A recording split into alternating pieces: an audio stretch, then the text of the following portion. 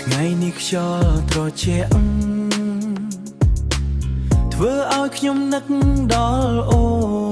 នស្នេហ៍ដែលនៅក្នុងបេះដូងមិនដែលបាត់ទៅណាថ្ងៃដែលខ្ញុំបានជួបអូនលីកា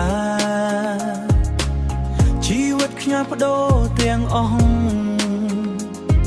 ស្នាមញញឹមរបស់អូនធ្វើឲ្យបេះដូងបងកក់ក្ដៅ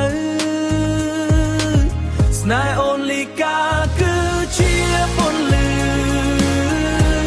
បំភ្លឺផ្លូវជីវិតបងមិនថាពេលវេលាប្រែប្រួលយ៉ាងណាបងនៅតែស្រឡាញ់អូនលីកា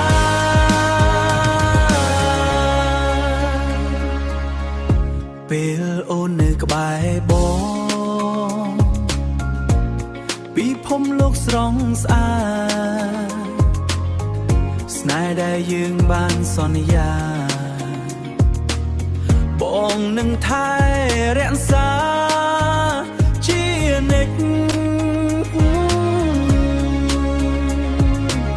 ស្នេហ៍អូនលីកាគឺជាពន្លឺបំភ្លឺផ្លូវជីវិតបង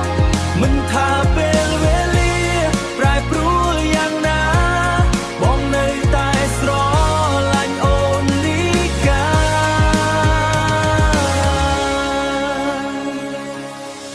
បើថ្ងៃណាអូនមានទុក្ខបងនឹងនៅទុក្ខបងនឹងនៅក្បែរ